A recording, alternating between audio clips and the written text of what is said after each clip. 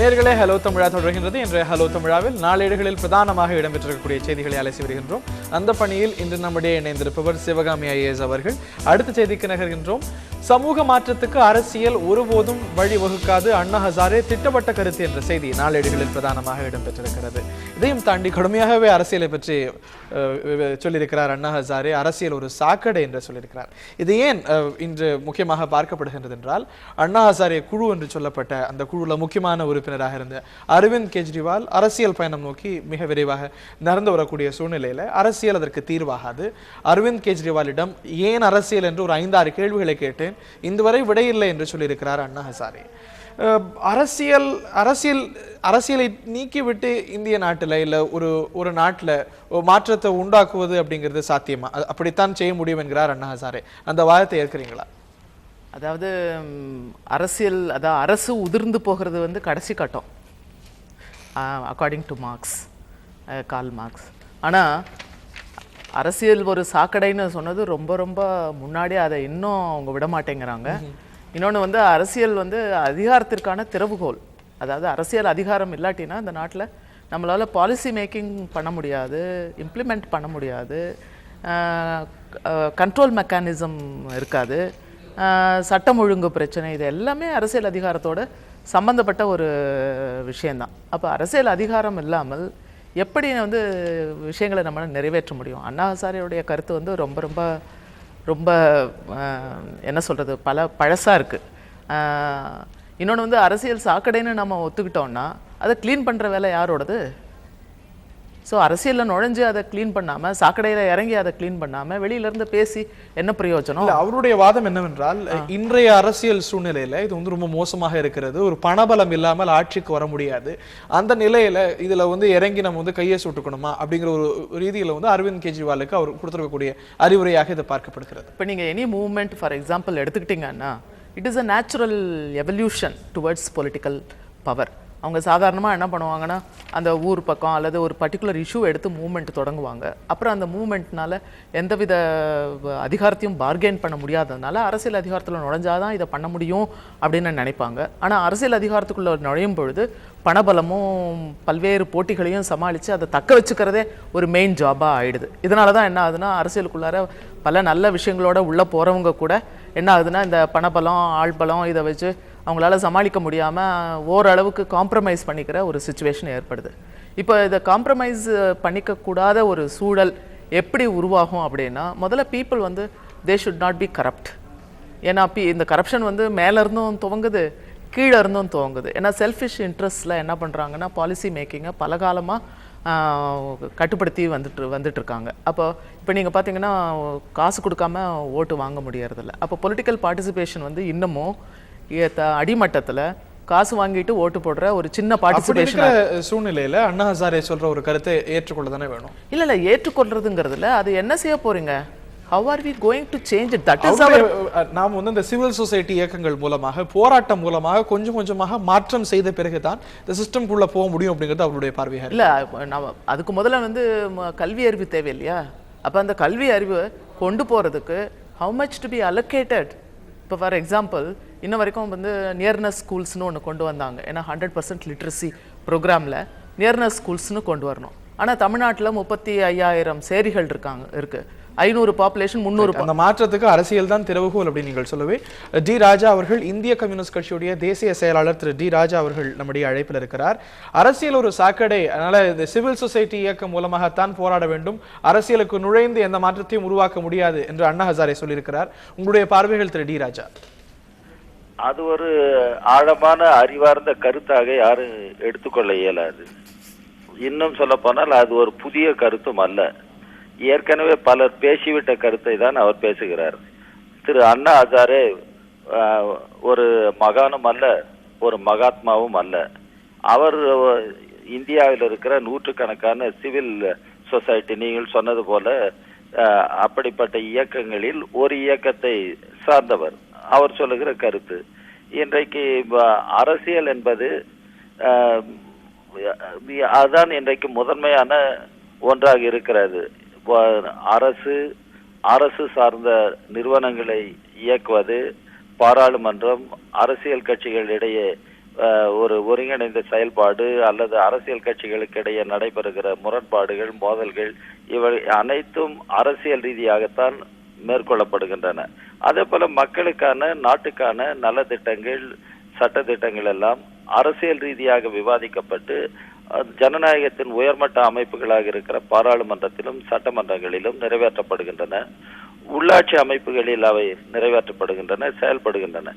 எனவே அரசியல் ஏதோ சாக்கடை என்று சொல்வது அது எந்த அளவிற்கு அறிவார்ந்த ஒரு அணுகுமுறை என்பது தெரியவில்லை. ஏனென்றால் அவருடைய பார்வை என்னவென்றால் இன்றைய சூழ்நிலையில ஒரு மிகப்பெரிய பணபலம் என்பது தேவைப்படுகிறது. ஒரு எலக்டோரல் ரீஃபார்ம் செய்யாமல் ஒரு சாதாரண குடிமகனால பாராளுமன்றத்துக்கோ சட்டமன்றத்துக்கோ நுழைவது அப்படிங்கிறது இந்த சாட்சியமற்ற ஒரு சூழ்நிலையில அந்த ஒரு விமர்சனம் சரி என்று சிலரால பார்க்கப்படுகிறது. உங்களுடைய வாதம் சார்?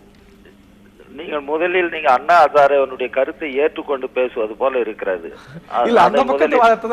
அதை முதலில் மாற்றிக்கொள்ள வேண்டும். ஏனென்றால் ஊடகங்கள் தான் அண்ணா ஹசாரேவை இந்த அளவிற்கு பெரிய நபராக உயர்த்தி காட்டின. இன்றைக்கு யதார்த்த நிலைமையை மக்களுக்கு சொல்ல வேண்டும். இன்றைக்கு தேர்தல் சீர்திருத்தங்களை பற்றி இந்திய கம்யூனிஸ்ட் கட்சி தொடர்ந்து வாதாடி வருகிறது. எல்லா கட்சிகளுக்கும் ஒரு லெவல் பிளேயிங் ஃபீல்டு இருக்க வேண்டும். இது ஒரு பல கட்சி ஜனநாயகம். எனவேதான் ஸ்டேட் ஃபண்டிங் என்பது கூட அரசினுடைய ஒரு கொள்கையாக ஏற்கப்பட வேண்டும். இந்திரஜித் குப்தா தலைமையில் அமைந்த கமிட்டி கொடுத்த பரிந்துரைகளை அரசு ஏற்க வேண்டும் என்றெல்லாம் இந்திய கம்யூனிஸ்ட் கட்சி தொடர்ந்து போராடி வருகிறது. அது மட்டுமல்லாமல் இன்றைக்கு தேர்தல் முறையிலேயே சீர்திருத்தங்கள் வேண்டும். இன்றைக்கு ஃபர்ஸ்ட் பாஸ் போஸ்ட் சிஸ்டம் என்பது இந்தியாவில் ஒரு நெருக்கடிக்கு வந்துவிட்டது. அதற்கு மாறாக விகிதாச்சார பிரதிநிதித்துவம் என்ற முறையையும் இன்றைக்கு அரசு தேர்தல் ஆணையம் கவனத்தில் கொண்டு பரிசீலிக்க வேண்டும் என்றெல்லாம் இந்திய கம்யூனிஸ்ட் கட்சி தொடர்ந்து போராடி வருகிறது. இந்திய கம்யூனிஸ்ட் கட்சி மட்டுமல்ல, அநேகமாக எல்லா கட்சிகளும் தேர்தல் சீர்திருத்தங்கள் வேண்டும் என்று அவரவர்கள் புரிதல் நிலையிலிருந்து இப்பொழுது பேசி வருகிறார்கள். ஏனென்றால் இன்றைக்கு அரசியல் எல்லா மனிதர்களும் அரசியல் ரீதியாக சிந்திக்கிறார்கள், இயக்கப்படுகிறார்கள் என்பதை நாம் புரிந்து கொள்ள வேண்டும். சாக்ரட்டிஸ், பிளாட்டோ, அரிஸ்டாட்டில் காலத்திலிருந்து சமூக ஜீவி என்ற முறையில் மனிதர்கள் அரசியலை இன்றைக்கு அரசியல் ரீதியாக சிந்திக்கிறார்கள் என்பதை சொல்லி இருக்கிறார்கள். அதே கார்ல் மார்க்ஸ், ஃபிரெடரிக் ஏங்கல்ஸ் வந்த பொழுது குடும்பம், தனிச்சொத்து, அரசு ஆகியவற்றின் தோற்றம் என்று அவர்கள் நூல் எழுதிய போது கூட இன்றைக்கு அரசு எந்திரம், அரசு சார்ந்த நிகழ்வுகள் இவற்றையெல்லாம் எப்படி அணுகுவது என்ற கருத்துக்களை எல்லாம் சொல்லி இருக்கிறார்கள். என்பது அவசியம். அதே சமயத்தில் அரசியலிருந்து விலகி எதையும் சாதிக்க முடியாது என்பது உங்களுடைய கருத்தாக பார்க்கின்றேன். நன்றி திரு டி ராஜா, உங்களுடைய கருத்துக்களுக்கு. Be the change you want to see என்று மகாத்மா காந்தி சொன்னதுதான் நினைவுக்கு வருகின்றது. ஆக சிஸ்டம்ல இருந்து விலகி இருந்து செய்ய முடியாது. அதே சமயத்தில் பல மாற்றங்கள், இந்த ரீஃபார்ம் சீர்திருத்தங்கள் எல்லாம் அரசியலிலும் தேவை என்று திரு டி ராஜா அவர்களும் அதே கருத்தை நீங்களும் பிரதிபலிப்பதாக நானும் புரிந்து கொள்கின்றேன். அடுத்த செய்திக்கு நகர்கின்றோம். சில்லறை வர்த்தகத்தில் அந்நிய நேரடி முதலீட்டை பாரதிய ஜனதா அனுமதிக்காது, வெங்கையா நாயுடு திட்டவட்டம் என்ற ஒரு செய்தி நாளேடுகளில் பிரதானமாக வந்திருக்கிறது. எங்களுடைய டிமாண்ட்ல நாங்கள் தெளிவாக இருக்கின்றோம். சில்லறை வர்த்தகத்தில் அந்நிய நேரடி முதலீட்டை அனுமதிக்க மாட்டோம், தொடர்ந்து போராட்டம் நடத்துவோம் என்று பாரதிய ஜனதா சொல்லி வருகின்றது. இந்த சூழ்நிலையில் சாத்தியம் என்று நினைக்கிறீர்களா? ஏனென்றால் ஒரு பாலிசியாக மத்திய அரசாங்கம் தன்னுடைய கெசட்ல வெளியிட்ட ஒரு சூழ்நிலையில அது வந்துவிட்டது என்றுதான் நாம் புரிந்து கொள்கின்றோம். உங்களுடைய பார்வைகள் FDI இன் ரீட்டைல் பற்றி என்ன? குளோபலைசேஷன், அதாவது உலகமயம் அறிமுகப்படுத்தப்பட்ட போதும் கூட பலமான எதிர்ப்பு கிளம்பியது.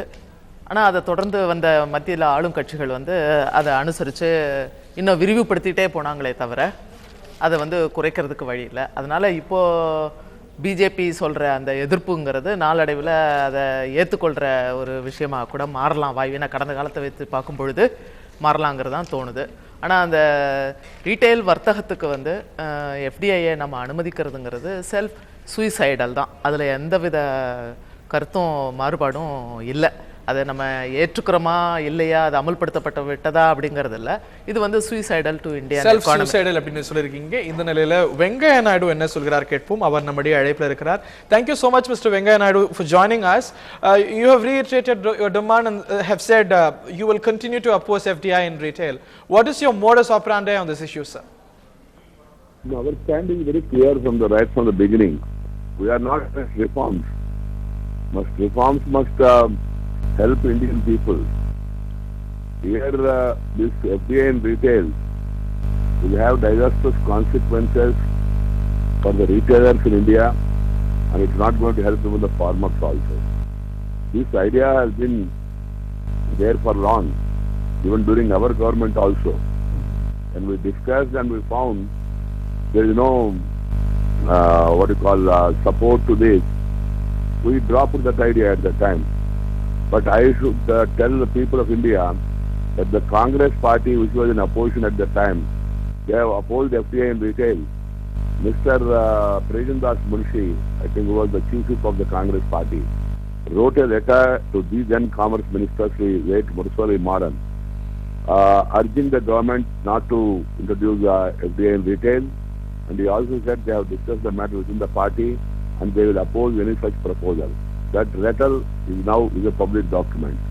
And even the Traders Association of Maharashtra, when they approached Sri Manmohan Singh ji, who was the leader of the opposition in Rajya Sabha at that time, he assured them that the matter has been raised in Rajya Sabha and the government have assured that there is no move to introduce FDI in retail. And even the delegation also quoted what has been said by Sri Manmohan Singh ji, saying that it will cause unemployment among the people of India, and so that sort of reforms are not required for the country. That's what is being criticized, Mr. Naidu. It's generally said that the BJP or the Congress, they behave one way when they're in the government and one way in the opposition. How do you respond to that? Try to understand, not at all. When we realized that there is no consensus, we did not proceed with the proposal to have FDI in retail. Whereas this government, when the matter came up in Parliament in 2011, December, on 7th, Sri Pranab Mukherjee assured the Parliament that the government is suspending the move and they will take all the stakeholders into confidence, including the traders organizations, the political parties and also state government. Even Mr. Anand Sharma has given a similar assurance to Rajya Sabha, where I was present on the day on the issue raised by Sri Arun Jaitley. After giving assurance, they have now unilaterally decided. One. Secondly, what is meant by consensus? Consensus do not mean unanimity, I do agree. But at the same time, the ruling party has failed to take even the allies into confidence.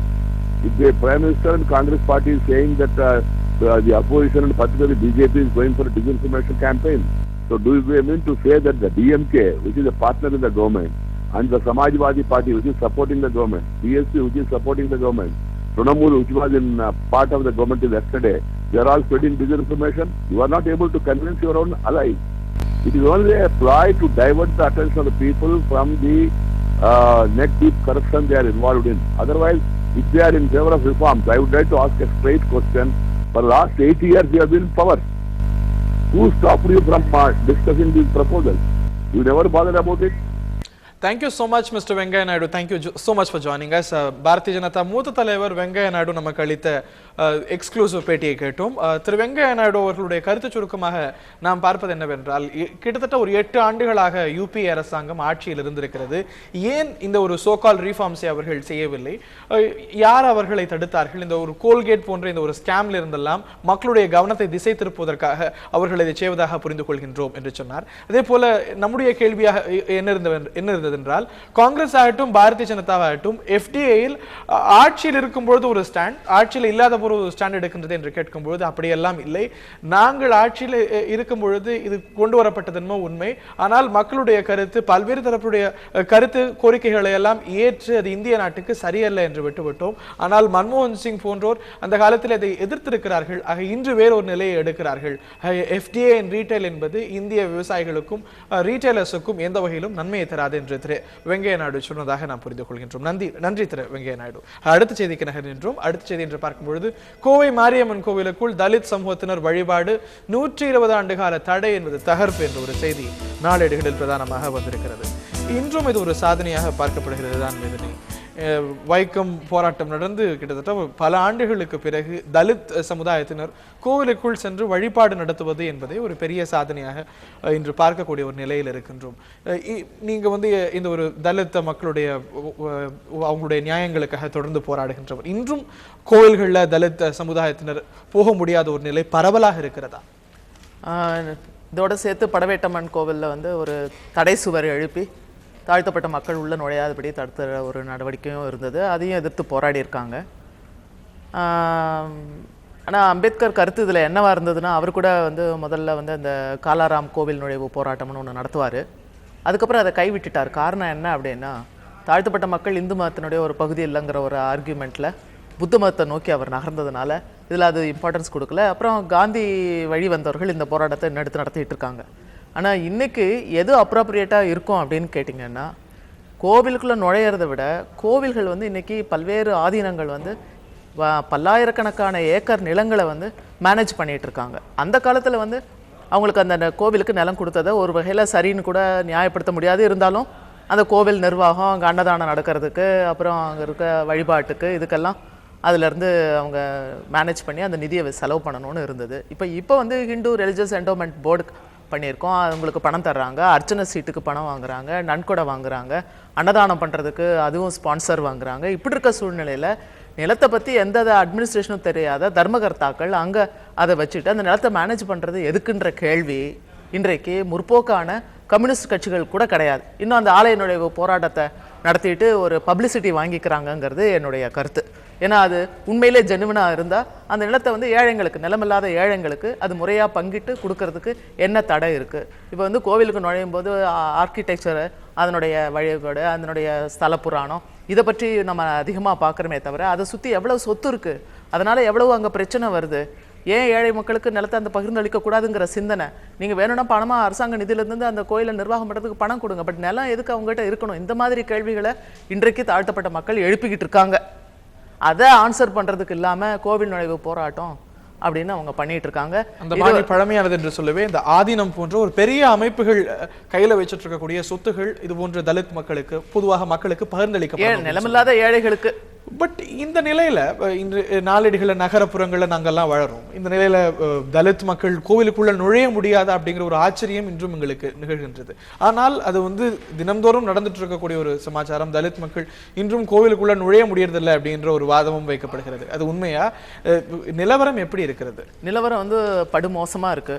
நீங்கள் வந்து இதை ஆச்சரியப்படுறதுக்கு ஒன்றும் இல்லை. ஏன்னு கேட்டிங்கன்னா, நீங்கள் India கிராமங்களில் பார்த்தீங்கன்னா 37.8% தான் ரூரல் லிட்ரஸி இருக்குது. அப்படின்னா என்ன அர்த்தம்னா 65% பேர் இன்னும் எழுத படிக்க தெரியாதவங்க. எழுத படிக்க தெரிஞ்சவங்கன்னு சொல்கிறதே வந்து ஒரு ஃபார்ஸ். ஏன்னா கையெழுத்து போட தெரிஞ்சவங்களெல்லாம் எழுத படிக்க தெரிஞ்சவங்கன்னு ஒரு கணக்கு இருக்குது. அதனால் இன்னும் நிலைமை மோசமாக இருக்கிற சூழ்நிலையில் இது வந்து இப்படி தான் இருக்கும். ஏன்னா அவங்க வந்து ஒன்று வந்து டிபெண்டன்சி இருக்குது, எக்கனாமிக் டிபெண்டன்சி இருக்குது, இன்னும் நிலமில்லாத விவசாய கூலிகளாக வேலை செஞ்சிட்ருக்காங்க.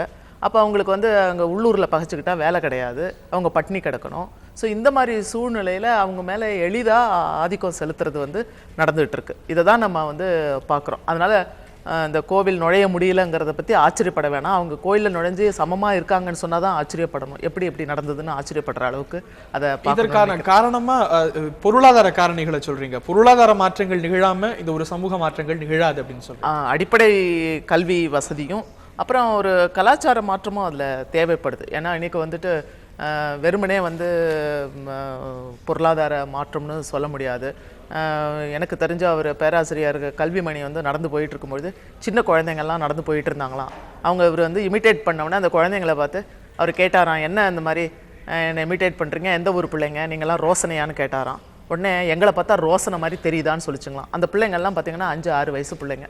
5-6 வயசு பிள்ளைகளுக்கு ரோசனை என்பது தாழ்த்தப்பட்ட கிராமம், அந்த கிராமத்தில் வருகின்ற பெண்கள் போல் நாங்கள் தெரிகின்றோமா என்று கேட்கின்ற அளவுக்கு அவங்களுடைய உணர்வு இருக்குது. அது மாதிரி ஒரு காஸ்ட் கான்ஷியஸ்னஸ் ஃப்ரம் பர்த் அப்படியே வருது. ஏன்னா வீட்டில் நீங்கள் வேலைக்காரவங்களை நடத்துகிற விஷயம், தள்ளி நில்லுன்னு சொல்கிற விஷயம், அவங்கக்கிட்ட பேசாதுன்னு சொல்கிற விஷயம், அந்த சேரிக்குள்ளே போகாதுன்னு சொல்கிற விஷயம், அழுக்குப்படாமல் அழுக்கு பிள்ளைங்களோட சேராதுன்னு சொல்கிற விஷயம், இது எல்லாமே அவங்களுடைய காஸ்ட் கான்ஷியஸ்னை வலுப்படுத்துது. அதனால் இது வந்து பிறப்பிலேயே இருக்கிறது. அதையும் நம்ம வந்துட்டு கல்வி மற்றும் ஸ்பெஷல் எஜுகேஷன் மூலம் பெரிய ரிஃபார்ம் எல்லா குடும்பங்கள் அளவில் தேவை அப்படின்னு சொல்லவே இந்த கண்டதேவி போராட்டங்கள் எல்லாம் வருடா வருடம் நடக்கிறது. இவையெல்லாம் என்ன ஒரு டோக்கனிசம் என்று பார்க்கலாமா? இதற்கான ஒரு தீர்வாக என்னன்னு பார்க்கலாம். டோக்கனிசம் இல்லை, எங்கே வந்து வைப்ரண்ட்டாக தலித் மூவ்மெண்ட்ஸ் இருக்கோ.